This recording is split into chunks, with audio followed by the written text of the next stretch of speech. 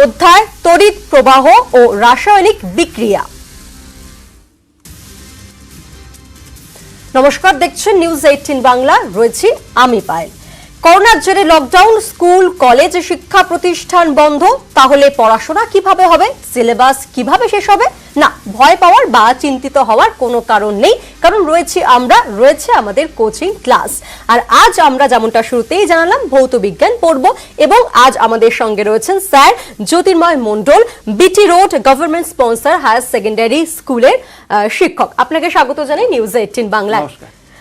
আর সময় নষ্ট না করে বরঞ্চ ক্লাস শুরু করা যাক, কারণ যারা মুখিয়ে রয়েছে পড়ার জন্য অর্থাৎ পড়ুয়ারা, কারণ এই সময় একদম মোক্ষম সময় পড়াশোনা করার জন্য, তাই এই সময়টা ইউটিলাইজ করতে হবে। আমাদের সঙ্গে স্যার রয়েছেন। স্যার, আপনি এবার শুরু করি আমাদের ক্লাস। প্রথম প্রশ্নে যাব আমরা। তড়িৎ বিশ্লেষণ চ্যাপ্টার একটা আছে, আমরা প্রথমে আগে চ্যাপ্টারের নামটা লিখি। তড়িৎ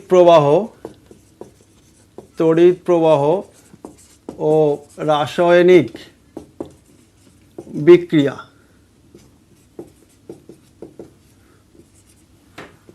দেখ, এই যে চ্যাপ্টারটা আছে, প্রথমে আগে বলি যে তড়িৎ প্রবাহ সংক্রান্ত বিষয়টা আমরা আগে কোথায় পড়েছি। ক্লাস 7-এ যখন পড়তে, তখন আমরা জানি যে কিছু কিছু পদার্থ আছে যার মধ্যে দিয়ে তড়িৎ চলাচল করতে পারে। তামা, অ্যালুমিনিয়াম বা এরকম কিছু পদার্থ আছে যার মধ্যে দিয়ে তড়িৎ চলাচল করতে পারে। এবং একটু খেয়াল করে দেখবে, যেগুলোর নাম তোমরা 7-এ শুনলে সেগুলো কিন্তু কঠিন পদার্থ ছিল। আবার যখন ক্লাস 8-এ উঠলে, তখন কয়েকটা পদার্থের নাম আবার শুনেছ। খাদ্য লবণের জলীয় দ্রবণ, সালফিউরিক অ্যাসিড বা হাইড্রোক্লোরিক অ্যাসিড, এরকম বিভিন্ন যে দ্রবণ, তার মধ্যে দিয়েও কিন্তু তড়িৎ চলাচল করতে পারে। আমরা কি করব, এই যে তড়িৎ প্রবাহ যে চালনা করব, কিন্তু কার মধ্যে দিয়ে তড়িৎ প্রবাহ চালনা করব? সেটা হতে পারে কেমন পদার্থ না, খাদ্য লবণের জলীয় দ্রবণ একটা যদি লিখি, খাদ্য লবণের জলীয় দ্রবণ, আমরা সংকেত আকার লিখি NaCl। আবার সালফিউরিক অ্যাসিড H2SO4 বা অ্যামোনিয়াম হাইড্রোক্সাইড, এগুলো সবই হচ্ছে তরল পদার্থ নিলাম। এর মধ্য দিয়ে যদি তড়িৎ চালনা করা হয়, তাহলে কি হবে বা কী হতে পারে, হবে কি না। আরও একটা তরল পদার্থ নিলাম, পারদ। যখন খাদ্য লবণের জলীয় দ্রবণের মধ্য দিয়ে তড়িৎ চালনা করছি, তখন কি হতে পারে না, NaClটা বিয়োজিত হয়ে Na+Cl- আয়নে পরিণত হলো। একই রকমভাবে সালফিউরিক অ্যাসিডের মধ্যে দিয়ে তড়িৎ চালনা করলে এটাও আমরা পেলাম H+SO4 2-। এখানে আমরা এরকম আরেকটা এখানে পাবো NH4OH। আর একটা এখানে থাকলো, এটা আমি একটু পরে বলছি, দেখি এর মধ্যে তড়িৎ চালনা করা যায় কিনা। তো প্রথমে বললাম এর মধ্যে তড়িৎ চালনা করা যায়।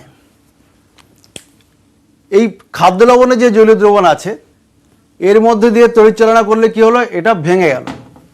ভেঙে কিসে পরিণত হলো, অর্থাৎ একটা রাসায়নিক পরিবর্তন হলো। রাসায়নিক পরিবর্তন হয়ে সোডিয়াম আয়ন, ক্লোরিন আয়ন উৎপন্ন হলো। আবার যদি আমি আরেকটা পদার্থের উদাহরণ দিতাম, চিনি বা পেট্রোল, এটাও তো তরল পদার্থ। তা এর মধ্যে দিয়ে যদি আমি তড়িৎ চালনা করি, তাহলে কি এর মধ্যে দিয়ে তড়িৎ চালনা করলে কি হবে? যখন খাদ্য লবণের জলীয় দ্রবণের মধ্যে তড়িৎ চালনা করলাম, তখন যেমন আয়নে ভেঙে গেল বা রাসায়নিক পরিবর্তন হলো। সালফিউরিক অ্যাসিডের মধ্যে দিয়ে তড়িৎ চালনা করলে এটাও রাসায়নিক পরিবর্তন হলো। এক্ষেত্রেও ঠিক তাই। কিন্তু চিনির জলীয় দ্রবণ বা পেট্রোল, যেটা তরল পদার্থ, তার মধ্যে দিয়ে তড়িৎ চালনা করলাম, সে কিন্তু কোনো রাসায়নিক কোনো পরিবর্তন হলো না বা আয়নের বিয়োজিত হয় না। তাহলে এখান থেকে কী বোঝা গেল, যে তরল পদার্থ আমরা নেব, তরল পদার্থের মধ্যে দিয়ে তড়িৎ চালনা করব, কিন্তু কারোর ক্ষেত্রে রাসায়নিক পরিবর্তন হয়ে নতুন পদার্থ উৎপন্ন হলো। আবার কারোর ক্ষেত্রে তড়িৎ প্রবাহ চালনা করা যাচ্ছে না বা কোনো রাসায়নিক পরিবর্তন হলো না। তাহলে যাদের ক্ষেত্রে বা যে সমস্ত পদার্থ গলিত বা জলে দ্রবীভূত অবস্থায় তড়িৎ চালনা করলে উহা একটা রাসায়নিক পরিবর্তন হয়ে নতুন পদার্থ উৎপন্ন করে, তাদেরকে আমরা বলবো কি তড়িৎ বিশ্লেষ্য পদার্থ। অর্থাৎ এইগুলোকে আমরা বলবো তড়িৎ বিশ্লেষ্য পদার্থ। তাহলে কারা? খাদ্য লবণের জলীয় দ্রবণ, সালফিউরিক অ্যাসিড বা অ্যামোনিয়াম হাইড্রক্সাইড এই যেগুলো আছে এগুলো সব তড়িৎ বিশ্লেষ্য পদার্থ, যাদের মধ্যে দিয়ে যেমন চিনি জলীয় দ্রবণ, পেট্রোল, এদের মধ্যে দিয়ে কিন্তু তড়িৎ চালনা করা যাচ্ছে না, বা এরা আয়নে বিয়োজিত হয় না, বা কোনো রাসায়নিক পরিবর্তনও হচ্ছে না। ফলে এই যে দুটো পদার্থ আছে এদেরকে আমরা বলবো কি? তড়িৎ অবিশ্লেষ্য পদার্থ। কি বোঝা গেল? যে তাহলে তড়িৎ বিশ্লেষ্য পদার্থ কাকে বলা হবে? না, গলিত বা জলদ্রবীভূত অবস্থায় যে সমস্ত পদার্থের মধ্য দিয়ে তড়িৎ চালনা করলে উহার রাসায়নিক পরিবর্তন হয় সেগুলোকে বলা হবে কি? তড়িৎ বিশ্লেষ্য পদার্থ। আর যাদের মধ্যে তড়িৎ চালনা করা যাবে না বা তড়িৎ চালনা করলেও তাদের কোনো রাসায়নিক পরিবর্তন হবে না, সেই সমস্ত পদার্থগুলোকে বলা হবে কি? তড়িৎ অবিশ্লেষ্য পদার্থ। একটি লক্ষ্য করলে দেখবে NaCl, এটা মৌলিক পদার্থ না যৌগিক পদার্থ? খুব স্বাভাবিক, যৌগিক পদার্থ। যৌগিক পদার্থ, যৌগিক পদার্থ, এরাও যৌগিক পদার্থ। যৌগিক পদার্থ যদি হয় তাদের মধ্যে দেখা যাচ্ছে কিছু কিছু আছে তারা কিন্তু তড়িৎ বিশ্লেষ্য পদার্থ হবে। এবার আমি বলেছিলাম যে পারদটা একটু পরে বলবো। পারদটা কি পদার্থ? মৌলিক পদার্থ। তাহলে এই পারদ তরল, অর্থাৎ তরলের মধ্যে দিয়ে তড়িৎ চালনা করলে সবসময় যে তড়িৎ বিশ্লেষ্য পদার্থ হবে এইরকম কোনো কথা না। এই তরলের মধ্যে দিয়ে তড়িৎ চালনা করলে কি হবে? এটা কি দুটো ভাগে বা অনেকগুলো অংশে কি বিয়োজিত হওয়ার সম্ভাবনা আছে? নেই তো, কারণ এটা তো মৌলিক পদার্থ। ফলে এই পারদ কিন্তু একটা তড়িৎ বিশ্লেষ্য পদার্থ না, কারণ এ কোনো আয়নিত হবে না। এর মধ্যে মুক্ত ইলেকট্রনেই তড়িৎ পরিবহন করতে পারে, বা এর মধ্যে দিয়ে তড়িৎ যাবে কিন্তু কোনো রাসায়নিক পরিবর্তন হবে না। সেই কারণে আমরা বলি পারদ তড়িৎ বিশ্লেষ্য পদার্থ নয়। তাহলে প্রথম প্রশ্ন কি বললাম? যে তড়িৎ বিশ্লেষ্য পদার্থ কাকে বলে? উদাহরণ বললাম। তড়িৎ অবিশ্লেষ্য পদার্থ কাকে বলে? উদাহরণ বললাম। পারদ কি তড়িৎ বিশ্লেষ্য পদার্থ? না, পারদ তড়িৎ বিশ্লেষ্য পদার্থ না। পারদ একটা মৌলিক পদার্থ, এর মধ্যে দিয়ে তড়িৎ চালনা করলে কি হবে? আয়নে বিয়োজিত হয় না, কোনো রাসায়নিক পরিবর্তন হয় না, মৌলিক পদার্থ। সেই কারণে এটা কোনো তড়িৎ বিশ্লেষ্য পদার্থ নয়। এই তড়িৎ বিশ্লেষ্য পদার্থগুলোর মধ্যে দেখো তিনটে আমি এখানে লিখলাম। তড়িৎ চালনা করা হচ্ছে, রাসায়নিক পরিবর্তন হচ্ছে।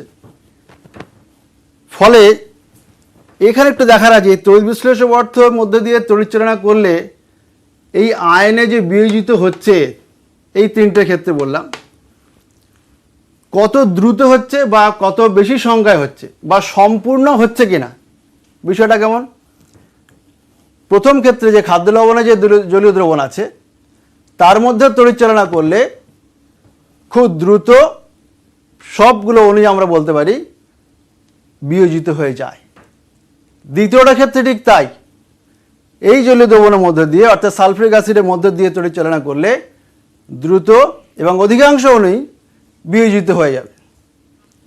কিন্তু অ্যামোনিয়াম হাইড্রক্সাইড যেটা আছে তার মধ্যে তড়িৎ চালনা করলে এটা কিন্তু সবগুলো অণু সম্পূর্ণভাবে বিয়োজিত হবে না, ধীরে ধীরে কম সংখ্যায় আয়নে পরিণত হলো।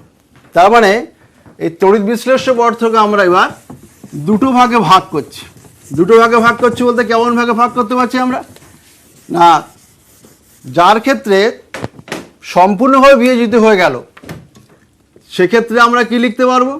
সেক্ষেত্রে লিখতে পারবো হচ্ছে তীব্র তড়িৎ বিশ্লেষ্য পদার্থ। আর যার ক্ষেত্রে কম সংখ্যক অণু বিয়োজিত হলো তাকে আমরা লিখবো হচ্ছে মৃদু তড়িৎ বিশ্লেষ্য পদার্থ। তাহলে আমরা এখন কি বললাম?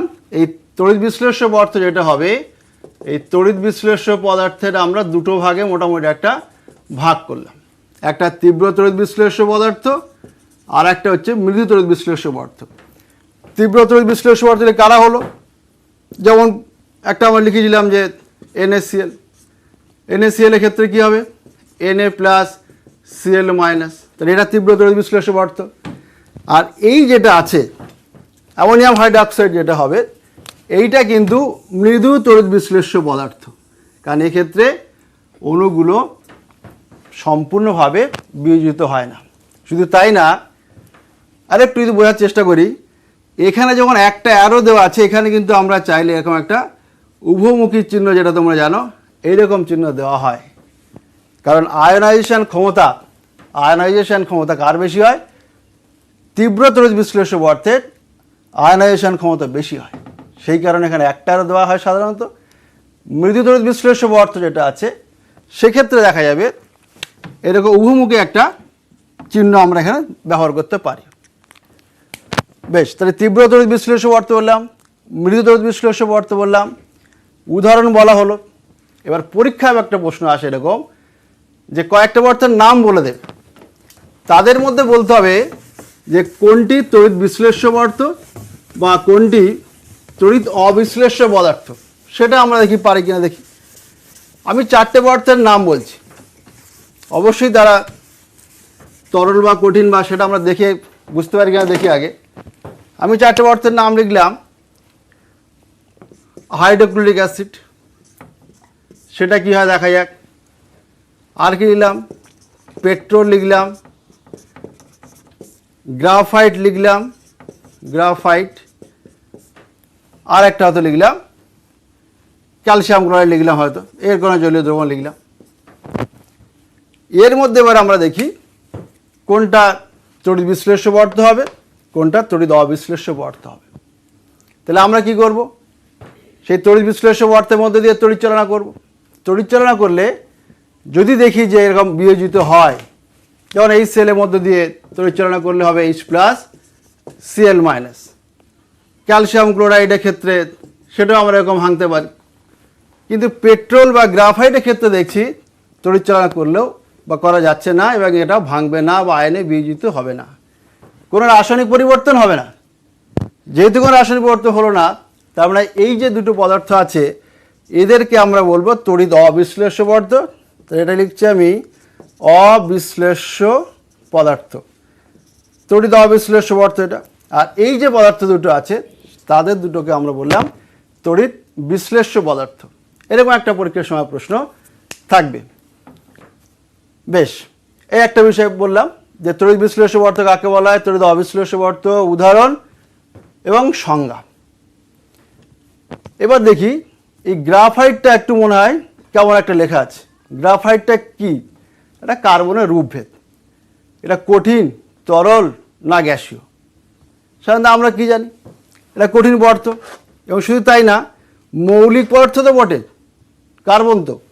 তাই এই গ্রাফাইট এর কি তড়িৎ বিশ্লেষ্য পদার্থ হবে? না, কোনোভাবেই হবে না। যেহেতু মৌলিক পদার্থ আছে, তাহলে এ কখনো রাসায়নিক পরিবর্তন হবে না বা বিয়োজিত হবে না। তাহলে এটা কিন্তু আমরা তড়িৎ অবিশ্লেষ্য পদার্থে লিখছি। আর কি হবে? কঠিন পদার্থের সঙ্গে এই তরল যেগুলো আছে তার কিছু পার্থক্য আছে, পার্থক্য সম্পর্ক আছে। কেমন সম্পর্ক আছে? ধাতব কিছু পরিবাহী আছে, আর থাকবে কিছু তড়িৎ বিশ্লেষ্য পদার্থ। এই দুটোর মধ্যে কিন্তু একটু পার্থক্য আছে। কেমন পার্থক্য আছে? ধাতব পরিবাহী কারা? ধাতব পরিবাহী আমি শুরুতে বললাম, ধাতব পরিবাহী হচ্ছে সোনা, রূপো, তামা, লোহা, অ্যালুমিনিয়াম।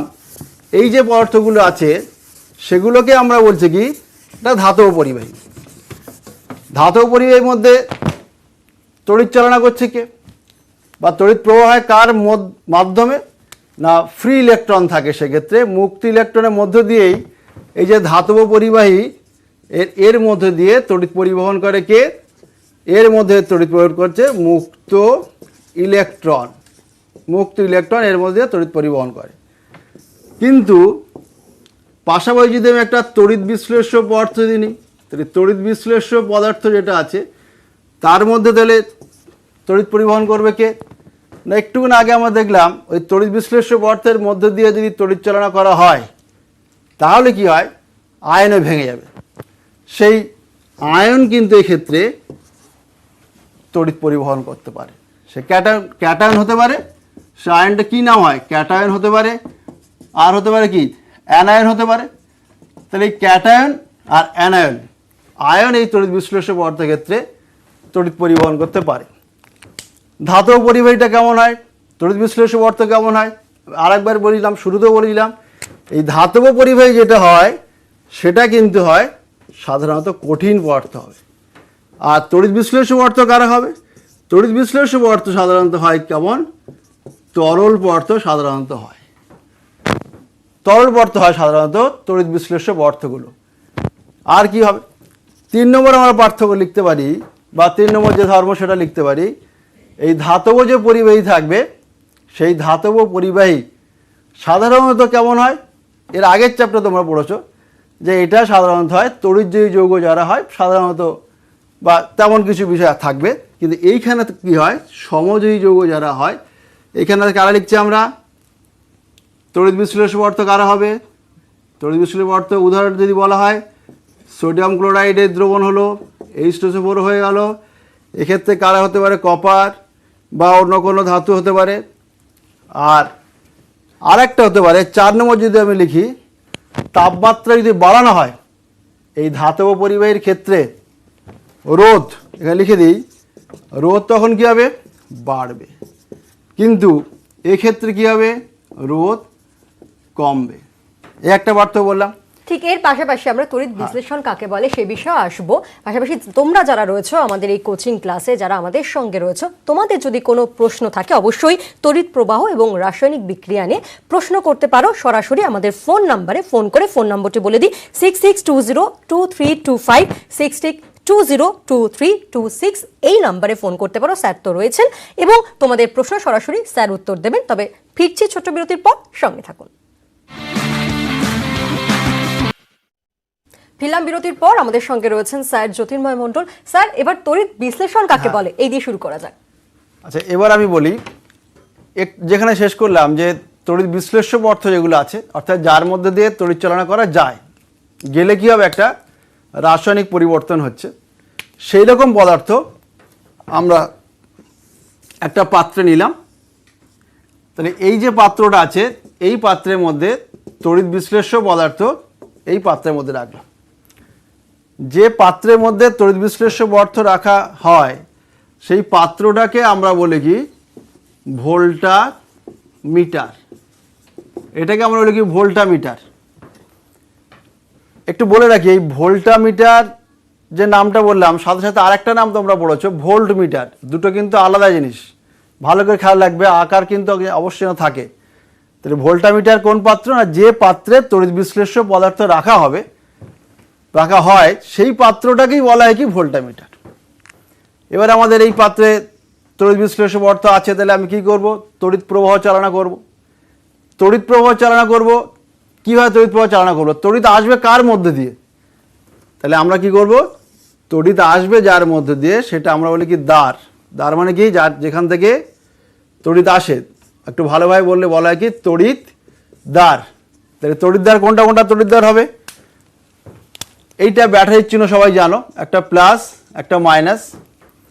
যে তড়িৎ দ্বার ব্যাটারি প্লাস প্রান্তের সঙ্গে যুক্ত থাকছে তাকে আমরা বলি কি? অ্যানোড। আর এটাকে আমরা বলবো কি? ক্যাথোড। তাহলে ক্যাথোড কোনটা হবে? এই যে ব্যাটারির নেগেটিভ প্রান্ত যেটা যুক্ত থাকবে যে তড়িৎদ্বারের সাথে, তাকে আমরা বলবো কি? ক্যাথোড। তাহলে তড়িৎ আসতে গেলে খুব স্বাভাবিক, এটা একটা ওয়্যার, তাহলে এখান থেকে আসবে এই তড়িৎদ্বার, তাহলে কী দিয়ে তৈরি হবে? নিশ্চয়ই কোনো ধাতু দিয়ে তৈরি হবে যার মধ্যে দিয়ে তড়িৎ আসতে পারবে। তাহলে এর মধ্যে তড়িৎ এলো, কোথায় এলো? এই তড়িৎ বিশ্লেষ্য পদার্থের মধ্যে এলো। তড়িৎ বিশ্লেষ্য পদার্থ হিসেবে আমরা কী নেব? যেগুলো বললাম, সোডিয়াম ক্লোরাইড জলীয় দ্রবণ নেওয়া যেতে পারে, সালফিউরিক অ্যাসিড বা হাইড্রোক্লোরিক অ্যাসিড, এরকম যেগুলো তড়িৎ বিশ্লেষ্য পদার্থ। আমি সোজা দেখে একটা নিলাম যাতে বুঝতে সুবিধা হয়। ধরো আমি নিলাম NaCl এর জলীয় দ্রবণ নিলাম। কঠিন না কিন্তু, বারবার একটা কথা বলছি, NaCl আর NaCl এর জলীয় দ্রবণ দুটো কিন্তু আলাদা। NaCl এর জলীয় দ্রবণ তড়িৎ বিশ্লেষ্য পদার্থ। এই NaCl এর জলীয় দ্রবণে আমি তড়িৎ চালনা করলাম। এই তড়িৎ কিন্তু অবশ্যই মনে রাখবে এটা কিন্তু ডিসি সোর্স, তার মানে এইটা হচ্ছে ডিসি, কিন্তু এটা কখনো অল্টারনেটিভ কারেন্ট বা এসি এখানে নেওয়া হবে না, ডিসি নেওয়া হয় সবসময়। NaCl এ তড়িৎ চালনা করলে কি হয়? আমরা এর আগেও একবার লিখলাম, আবার লিখছি, তাহলে Na প্লাস হবে আর Cl মাইনাস হবে। খুব স্বাভাবিক, এর মধ্যে অনেকগুলো এরকম Na plus Cl minus Na plus বা ধরো Cl মাইনাস অনেক আছে। যেহেতু ব্যাটারির প্লাস প্রান্ত আছে, তাহলে প্লাস কাকে টানবে? মাইনাসকে টানবে। তার মানে ক্লোরিন যেগুলো আছে, সিএল যেগুলো থাকবে, এই আয়ন যারা আছে তারা কিন্তু সব এই দিকে কিন্তু সিএল মাইনাসগুলো চলে আসবে। এটা খুব সাধারণ একটা কনসেপ্ট। আবার Na প্লাস, তাহলে প্লাস কোন দিকে যেতে পারে? স্বাভাবিকভাবে যেদিকে মাইনাস থাকবে তার মানে কি এই দিকে সবগুলো কি Na প্লাস ধরো এইদিকে সব চলে গেল। ভালো কথা। প্লাস মাইনাসের কনসেপ্টটা জানো, আমি তাও আগে মনে করে দিই। প্লাস যেটা হয় সেই প্লাসকে আমরা বলি কি ক্যাটায়ন, আর এইটাকে আমরা বলি কি অ্যানায়ন। তাহলে এইটাকে আমরা বলছি ক্যাটায়ন আর এইটাকে আমরা বলি কি অ্যানায়ন। তাহলে কি হলো, বিষয়টা কি হলো? তড়িৎ চালনা করলাম, ব্যাটারি থাকবে, ডিসি সোর্স বললাম, তড়িৎ আসবে তড়িৎ দ্বারের মধ্য দিয়ে। তড়িৎ দ্বার কি দিয়ে তৈরি হবে? নিশ্চয়ই কোনো ধাতু দিয়ে তৈরি হবে। তড়িৎ পরিবাহী পথ থাকবে, সেটা গ্রাফাইট হতে পারে, অধাতু হলেও হতে পারে। গ্রাফাইট যার মধ্যে তড়িৎ আসতে পারে, গ্রাফাইট দণ্ড হতে পারে, জিঙ্ক হতে পারে, কপার হতে পারে, অ্যালুমিনিয়াম হতে পারে। এরকম তড়িৎদ্বারগুলো ব্যবহার করা হয় যার মধ্যে দিয়ে তড়িৎ এলো। তড়িৎ এসে কি করবে? এই তড়িৎ বিশ্লেষ্য পদার্থ মধ্যে এসে সে ভেঙে যাবে। তড়িৎ বিশ্লেষ্য পদার্থ ভেঙে কিসে পরিণত হবে? একটা রাসায়নিক পরিবর্তন হলো, হয়ে কি হবে? Na প্লাস Cl মাইনাস উৎপন্ন হয়ে যাবে। এবার প্লাস যেটা হবে, আমি বললাম আবার ক্যাথোডের দিকে যাচ্ছে, মাইনাসগুলো কোন যাবে? অ্যানোডে দিকে যাবে। তাহলে তড়িৎ বিশ্লেষ্য পদার্থ কাকে বলা হবে? না তড়িৎ বিশ্লেষ্য পদার্থ বললাম, তড়িৎ বিশ্লেষণ কাকে বলা হবে? না তড়িৎ বিশ্লেষ্য পদার্থের মধ্য দিয়ে তড়িৎ চালনা করলে ওই তড়িৎ বিশ্লেষ্য পদার্থটি রাসায়নিক পরিবর্তন হবে, আয়নে ভেঙে যাবে। সেই প্রক্রিয়াকে বা সেই পদ্ধতিকে বলা হবে কি তড়িৎ বিশ্লেষণ। তাহলে তড়িৎ বিশ্লেষণ বলছি কাকে? না তড়িৎ যে প্রক্রিয়ায় বা যে পদ্ধতিতে তড়িৎ বিশ্লেষ্য পদার্থের মধ্য দিয়ে তড়িৎ চালনা করলে ও আয়নে বিজিত হয়, সেই পদ্ধতিকে বা সেই প্রক্রিয়াকে বলা হবে তড়িৎ বিশ্লেষণ। ঠিক, এই পাশাপাশি আরো আলোচনায় আমরা ফিরবো। তড়িৎ লেপনের সংজ্ঞা কি, কাকে বলে, সে বিষয়ে আপনাদেরকে জানাবো। আরো একবার তোমরা যারা রয়েছো তারা ফোন করতে পারো। ফোন নম্বরটা আরেকবার বলে দিচ্ছি, 66202325, 66202326। এই ফোন নম্বরে ফোন করে সরাসরি প্রশ্ন করতে পারো। অবশ্যই আজকে যে বিষয় নিয়ে আমরা আলোচনা করছি সেই সংক্রান্ত যদি কোনো প্রশ্ন থাকে সরাসরি করো। স্যার রয়েছে আমাদের সঙ্গে, ফিরছি বিজ্ঞাপন বিরতির পর। ফিলাম বিরতির পর কোচিং ক্লাসে এই মুহূর্তে টেলিফোনে রয়েছে এক পড়ুয়া বসিরহাট থেকে, রিতেশ সরকার। রিতেশ, প্রশ্ন বলো। হ্যালো। হ্যাঁ বলো। আমার প্রশ্নটা হলো যে জলের তড়িৎ বিশ্লেষণের সময় সামান্য পরিমাণে অ্যাসিড বা ক্ষার যোগ করা হয় কেন? আচ্ছা, শুনতে থাকো। ঠিক আছে, আমি যেটা বলছিলাম এক্ষুনি বলেছি। স্যার আরো একটা প্রশ্ন হ্যাঁ, রয়েছে, বল, এক কলার বল। রয়েছে, একটু নিয়ে নি প্লিজ। হ্যাঁ, হ্যাঁ, আমাদের বল, সঙ্গে বল। রয়েছেন আরো একজন পশ্চিম মেদিনীপুর থেকে, অম্বরীশ মাইতি। অম্বরীশ, প্লিজ তোমার প্রশ্ন বলো। হ্যালো, আমার কোশ্চেনটা হচ্ছে যে তড়িৎ বিশ্লেষণের ব্যবহারিক প্রয়োগগুলি আলোচনা করো। আচ্ছা, শুনতে থাকো স্যার। হ্যাঁ, আচ্ছা, প্রথম যে প্রশ্নটা আছে, জলের তড়িৎ বিশ্লেষণে অ্যাসিড নেওয়া হয় কেন, সামান্য পরিমাণে অ্যাসিড নেওয়া হয় কেন? দেখো এই প্রশ্নটা আমি এক্ষুনি বলছি। দেখো এখানে তড়িৎ বিশ্লেষ্য পদার্থ থেকে যখন আমি জল নেব, যেমন বিশুদ্ধ জল যেটা আছে তার মধ্যে দিয়ে তড়িৎ চালনা করা হয়, তাহলে কিন্তু বেশি সংখ্যক আয়নে বিয়োজিত হয় না। শুধুমাত্র সামান্য যদি আমরা অ্যাসিড মিশিয়ে দিই, এখানে সাধারণত লঘু সালফিউরিক অ্যাসিড মেশানো হয়, মেশালে কী হবে? আয়নের সংখ্যাটা বাড়ানোর জন্য, আয়নের সংখ্যা বাড়াবে। তাহলে আয়নের সংখ্যা বাড়ানোর জন্য আমরা বিশুদ্ধ জলের সাথে সামান্য পরিমাণ সালফিউরিক অ্যাসিড নিই। আর দ্বিতীয় যে প্রশ্ন আছে, তড়িৎ বিশ্লেষণের যে ব্যবহারিক প্রয়োগ, সেটা আমি ঠিক পরে আলোচনা করছি, একটু খেয়াল রাখো পারবে। 3টে ব্যবহারিক প্রয়োগ সাধারণত আছে। আমরা তড়িৎ লেপন বা ধাতু নিষ্কাশন এগুলি নিয়ে আমরা এক্ষুনি আলোচনা করছি। দেখো এই একটা বললাম যে তড়িৎ প্রবাহটা কীভাবে আসে, তড়িৎ বিশ্লেষ্য পদার্থের মধ্যে এসে কীভাবে রাসায়নিক পরিবর্তন হলো বা তড়িৎ বিশ্লেষণ জিনিসটা কি সেটা একটু আমরা বুঝতে পারলাম। এবার জলের ক্ষেত্রে জিজ্ঞেস করলে আমি জলটা একটু বলে দিই। তাহলে জলের ক্ষেত্রে কি হয়, তাহলে আমরা এখানে কি নেব? আমরা দেখা যাচ্ছে জলের ক্ষেত্রে যদি আমরা নিই, এখানে এই তড়িৎদ্বার যে দুটো থাকে, জেনে রাখো এই তড়িৎদ্বার দুটো সাধারণত প্লাটিনাম নেওয়া হবে। এই প্লাটিনাম তড়িৎদ্বার ব্যবহার করা হয়।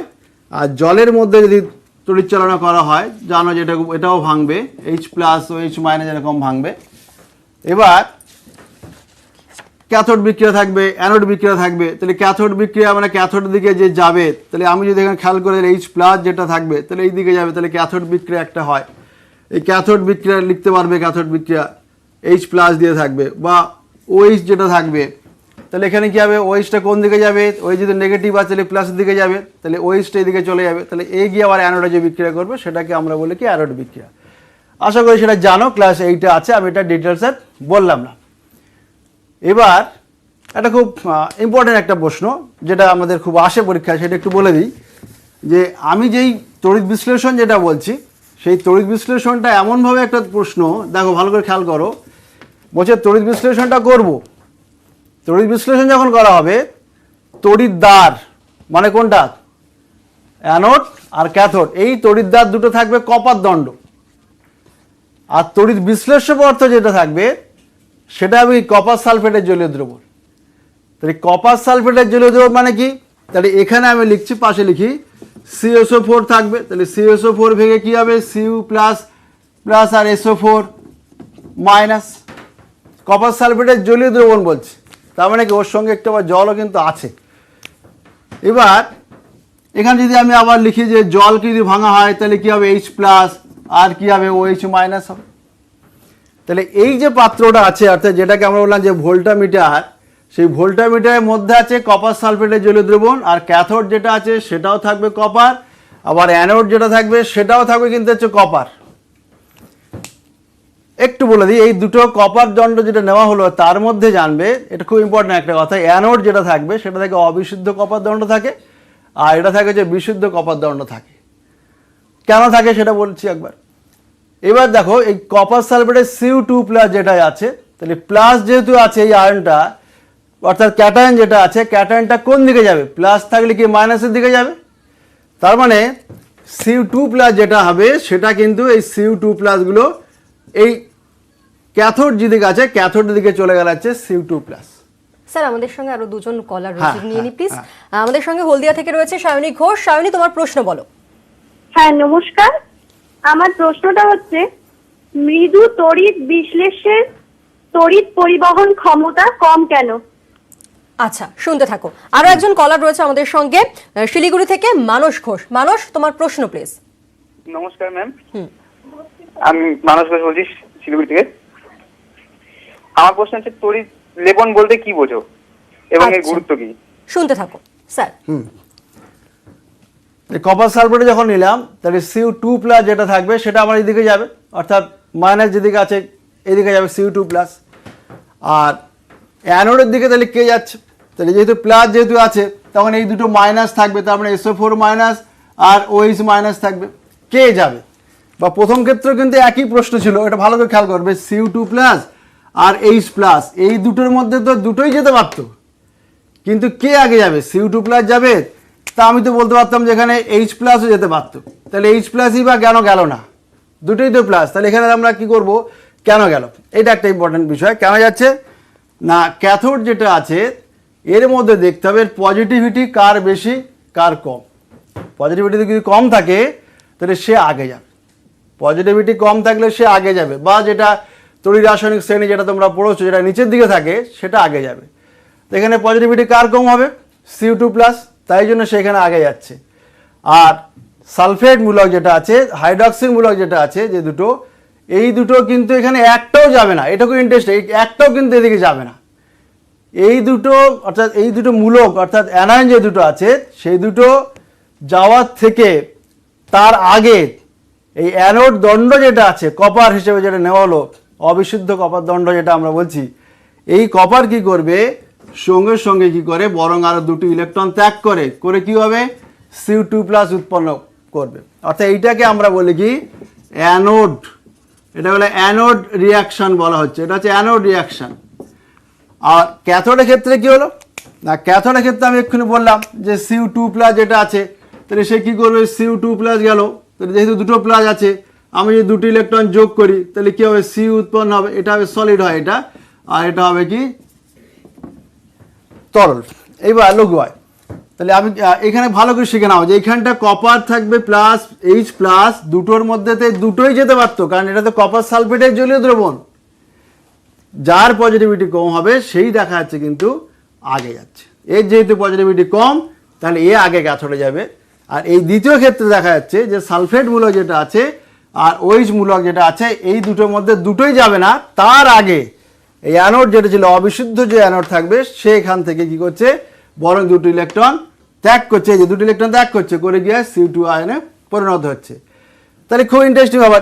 এখান থেকে যদি আমার যদি কপার যদি আস্তে আস্তে আস্তে আস্তে যদি কমে যায়, তার মানে কি একটা সময় তাহলে কি হবে, এই দণ্ডটা কিন্তু ক্ষয়প্রাপ্ত হবে, এই দণ্ডটা ক্ষয়প্রাপ্ত হবে। আর এই CO2 প্লাস আবার পরক্ষণে দেখা এরকম হবে, তার মানে কি এইখানে এসে কি হবে, জমা হচ্ছে, ডিপোজিট হচ্ছে এর উপরে, এটা আস্তে আস্তে ক্রমশ মোটা হয়ে যাবে এই দণ্ডটা, আবার এইটা আস্তে আস্তে আস্তে ক্ষয়ে যাবে। এই যখন এটা ক্ষয়ে যাবে তাহলে ক্ষয়ে যাবে কোথায়, এইটা কি হয়, এই অবিশুদ্ধ কথাটা বারবার বলছি, এই অবিশুদ্ধ তখন থাকবে, তার মানে এর মধ্যে কিছু ইম্পিউরিটি আছে। সে ইম্পিউরিটি বলতে কী কী থাকতে পারে, প্ল্যাটিনাম থাকতে পারে, গোল্ড থাকতে পারে, বা এরকম বা রূপা থাকতে পারে। অর্থাৎ প্ল্যাটিনাম, গোল্ড, রূপা যেগুলো আছে সেগুলো কি হবে, আস্তে আস্তে আস্তে আস্তে এর সঙ্গে তাহলে পড়ে যাবে।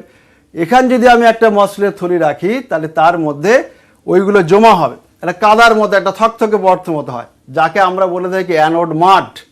তাহলে অ্যানোড মাঠ কিন্তু ওইটা যে যার মধ্যে এই অবিশুদ্ধ প্লাটিনাম, অবিশুদ্ধ কপার দণ্ড যেটা আছে তার সঙ্গে যেগুলো মিশেছিল, প্লাটিনাম, গোল্ড বা রূপা, সিলভার, এসব যেগুলো আছে সিলভার, সেগুলো এসে যেখানে জমা হয় কাদার মতো, সেটাকে আমরা বলি কি অ্যানোড মাঠ, বা বাংলা বলে কি অ্যানোড কাদা। বেশ, স্যার আমাদের সঙ্গে একজন কলার আছে, হ্যাঁ, নিয়ে নি প্লিজ। পশ্চিম বর্ধমান থেকে আজিজুর রহমান। আজিজুর, তোমার প্রশ্ন বলো।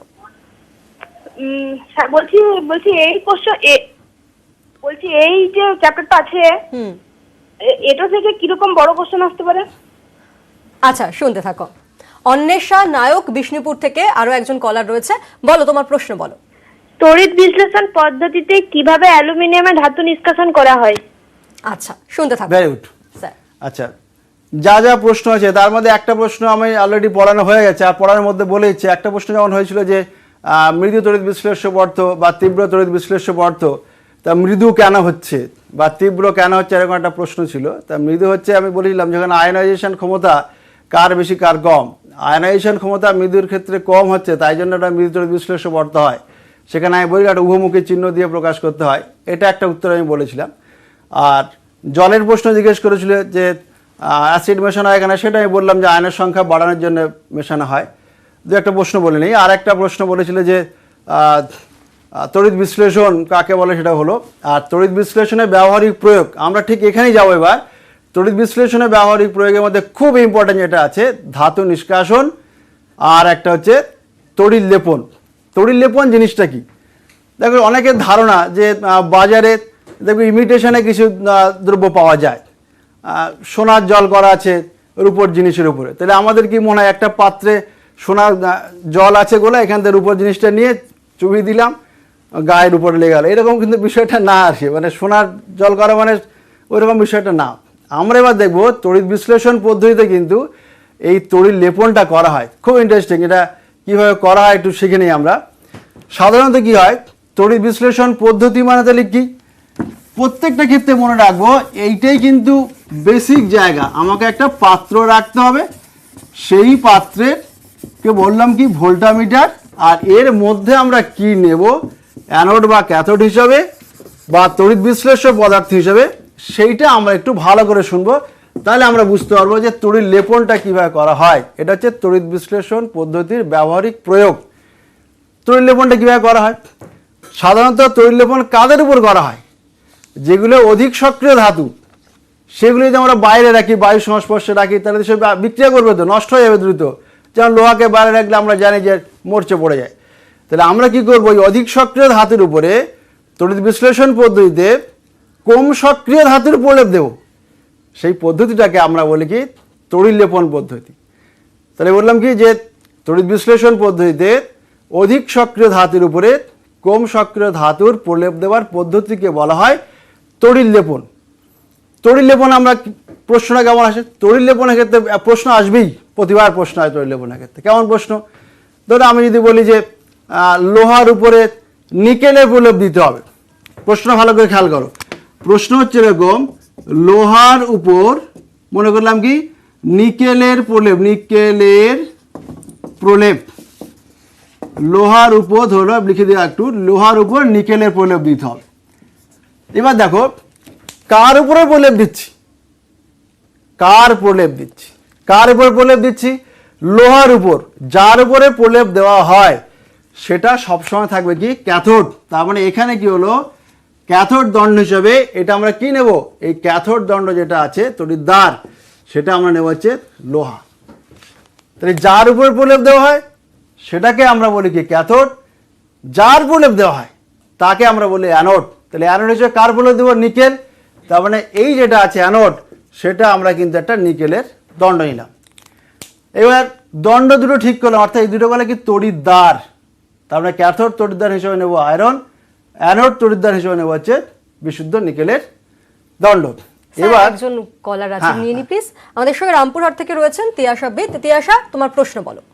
হ্যাঁ স্যার, আমার কোশ্চেনটা হলো যে আপনি বললেন যে HCl হচ্ছে একটা সমযোজী যৌগ, অথচ ওইটা তড়িৎ বিশ্লেষণ যোগ্য, তো এটা কি করে সম্ভব?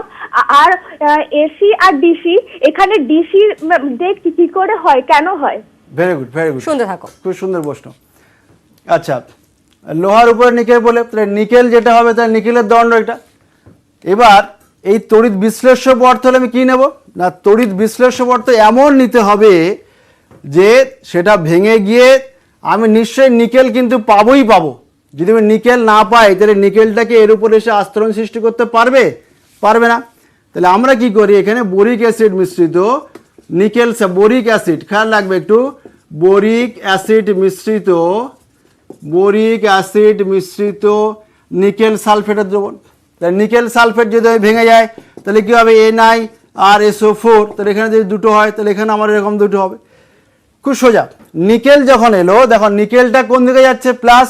তাহলে প্লাসটা কার উপরে যাবে, নিশ্চয়ই মাইনাসের দিকে যাবে। তাহলে এই মাইনাসটা কি দণ্ড ছিল, মাইনাস ছিল হচ্ছে আয়রন। তার মানে আয়রনের উপরে দেখো নিকেলটা কিন্তু এসে হাজির হলো। কি কথা বোঝা গেল কিনা?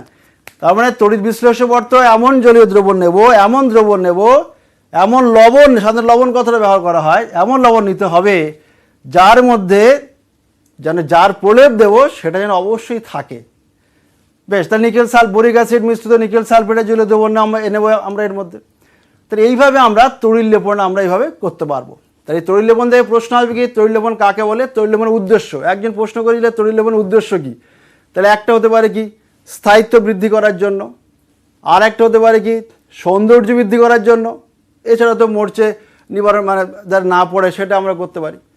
মরচে পড়াটা সবাই জানি। সৌন্দর্য বৃদ্ধি মানে কি, আমরা যে অর্নামেন্ট যেগুলো বললাম একটু আগে যেগুলো পড়ি সেগুলো কী জন্য, একটা সৌন্দর্য বৃদ্ধি করার জন্য তো পড়ি।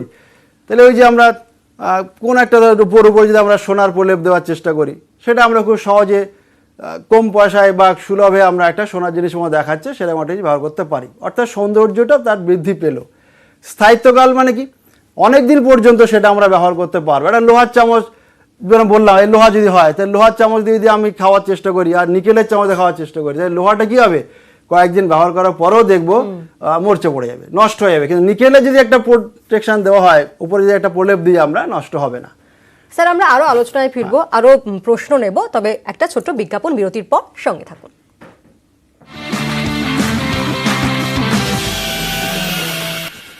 ফিল্ম বিরতির পর কোচিং ক্লাসে আমাদের সঙ্গে রয়েছে স্যার জ্যোতির্ময় মণ্ডল। স্যার, আমাদের হাতে খুব অল্প সময় রয়েছে, তাই যে যে অংশগুলো বাদ রয়ে গিয়েছে এই চ্যাপ্টারে তা যদি আমরা শেষ করি। আচ্ছা, প্রথমে একটা প্রশ্নের উত্তর বলে দিই। জিজ্ঞেস করছিল যে যখন তড়িৎ বিশ্লেষণ হয় তখন আমরা ডিসি সোর্সটা কেন ব্যবহার করি। ভালো করে দেখো, ডিসি সোর্স যখন ব্যবহার করা হয় কেন না, একে এক কথা বলে কি একমুখী, মানে কি একদিকে যাবে, ডাইরেক্ট কারেন্ট। আর এসি যদি হয় তখন কি হবে, প্লাস মানে সবসময় কি চেঞ্জ হবে। তোমরা একটু বড় ক্লাসে জানতে পারবে যে এসির ক্ষেত্রে এরকম একটা কার্ভ হতে পারে, তাহলে একবার থাকবে প্লাস, একবার থাকবে হচ্ছে মাইনাস। তা এই ডিসির ক্ষেত্রে কি হয়, যখন এই তড়িৎ বিশ্লেষ্য পদার্থ যা তড়িৎ প্রবাহ হলে কে তড়িৎ প্রবাহ করবে না ডিসি সোর্স, এবং কে নিয়ে যাবে না আয়ন। সে আয়ন যখন তাহলে কি করবে, যে একটা দিকে যাবে, ধরো অ্যানোড থেকে ক্যাথোডের দিকে গেল, তাহলে তড়িৎ প্রবাহটাকে একটা নির্দিষ্ট অভিমুখে হচ্ছে, অ্যানোড থেকে ক্যাথোডের দিকে একটা নির্দিষ্ট অভিমুখে তড়িৎ প্রবাহটা হচ্ছে। কিন্তু যদি আমি এসি ব্যবহার করতাম তাহলে একবার প্লাস একবার মাইনাস, তার মানে কি তড়িৎটা কোন দিকে যাবে, এই দিকতে যাবে না এই দিকে আসবে, কোনো আমরা ঠিক করতে পারবো না। ফলে কি সেক্ষেত্রে আমরা এই এসি ব্যবহার করব না, আমরা তখন ডিসি ব্যবহার করব। লাস্ট যেটা আছে, আর একজন আমাকে জিজ্ঞেস করছিল যে অ্যালুমিনিয়াম যে ধাতু যে নিষ্কাশন করা হয়, এটাও তো তড়িৎ বিশ্লেষণে একটা খুব ইম্পর্টেন্ট একটা ব্যবহারিক প্রয়োগ। সে অ্যালুমিনিয়াম ধাতু নিষ্কাশন করতে হবে। এখন ধাতু নিষ্কাশন বলতে বিষয়টা কি না, ধাতুগুলো কোথায় পাওয়া যায়? খনিতে পাওয়া যাবে, খনিজ পদার্থ। খনিজ পদার্থের মধ্যে কি থাকবে? আকরিক থাকবে। মানে আকরিক যদি হয় একবার, আকরিক মানে কি তোমরা ভূগোলে পড়েছো, আকরিক মানে কি যার মধ্যে থেকে সহজে সুলভে আমরা আমাদের ধাতুটাকে নিষ্কাশন করতে পারবো। তাহলে অ্যালুমিনিয়াম ধাতু নিষ্কাশন করতে গেলে আমাকে অ্যালুমিনিয়ামের একটা আকরিক নিতে হবে। তাহলে অ্যালুমিনিয়ামের আকরিক, প্রধান আকরিকের একটা নাম আমরা জানি, ধরো আমি বললাম যে bauxite, box Al2O3 dot 2H2O। তার মানে কি এই যে বললাম যে বক্সাইট, তার মানে এই যে বক্সাইট যেটা বললাম, বক্সাইটটা কী জিনিস বললাম? অ্যালুমিনিয়ামের একটা আকরিক। তার মানে এই অ্যালুমিনিয়ামটা আছে, এই বক্সাইট যে অ্যালুমিনিয়ামের আকরিক মোটামুটি জানবে এর তাপমাত্রা প্রায় 2000 ডিগ্রি সেন্টিগ্রেড দিলে তারপর সেটা গলতে পারে। কিন্তু আমরা কি করি, এই যেটা আছে এটাকে আমরা যখন আমরা তড়িৎ বিশ্লেষণ পদ্ধতিতে এখান থেকে আমরা অ্যালুমিনিয়াম ধাতু নিষ্কাশন করব, তখন আমরা তড়িৎ বিশ্লেষ্য পদার্থ যেটা নেব সেটা আমরা কি নিতে পারবো না, ক্রায়োলাইট। সেটা সব থেকে বেশি নেওয়া হয়, 60% দেখা যাচ্ছে আমরা এখানে নিতে পারি কি ক্রায়োলাইট, সেটা নিতে পারি। বা 20% আমরা নিতে পারি কি ফ্লোস্পার নিতে পারি, আমরা এখানটায় 20% নিতে পারি। আর 20% কি নিতে পারবো? অ্যালুমিনিয়াম। তার মানে কি এই যে তিনটে থাকবে, এই তিনটেই কিন্তু হচ্ছে একসাথে আমরা তড়িৎ বিশ্লেষ্য পদার্থ হিসেবে নেব। আর এই যে দুটো দণ্ড বা তড়িৎদ্বার আমরা বলছি বারবার, একটা অ্যানোড একটা হচ্ছে ক্যাথোড। তাহলে অ্যানোড আর ক্যাথোড হিসেবে আমরা কী নেব? এখানে কিন্তু আলাদা কিছু নেওয়া হবে না, এখানে কিন্তু আমরা দুটো ক্ষেত্রেই কিন্তু অনেকগুলো করে আমরা গ্রাফাইট, তাহলে এটা কি বললাম, অনেকগুলো করে আমরা হচ্ছে গ্রাফাইট এখান থেকে নেব। তো এটা এই ক্যাথোডটাও কী হবে? এটাও বললাম হচ্ছে গ্রাফাইট, ওটাও বললাম হচ্ছে গ্রাফাইট, অনেকগুলো গ্রাফাইট দণ্ড এখান থেকে নেওয়া হবে। আর এবার এটা ভাঙবে, Al2O3টা ভাঙবে। তাহলে Al2O3 তোমরা নিজেরাই জানো যে Al2O3 ভাঙবে, ভেঙে বিয়োজিত হয়ে যাবে। অ্যালুমিনিয়াম কত হয়? 3+, অক্সিজেন কত হয়? 2- হয়। এবার এখানে 2, এখানে 3 দিলাম। এবার আমরা এখানে বিক্রিয়া করলে একটা অ্যানোড বিক্রি হবে, একটা ক্যাথোড বিক্রি হবে। স্যার আমাদের হাতে একদম সময় নেই, আজকের মতো কোচিং ক্লাস এখানেই শেষ করতে হচ্ছে। তবে আগামীকাল আমরা কি বিষয় পড়বো? আমরা পড়বো বাংলা, এবং থাকবে বিষয় অভিষেক এবং পথের দাবি, এবং আমাদের সঙ্গে থাকবেন শিক্ষক গৌরী দাস, নবনালন্দা স্কুলের। আজকের মতো কোচিং ক্লাস এখানেই শেষ হচ্ছে, ভালো থাকবেন।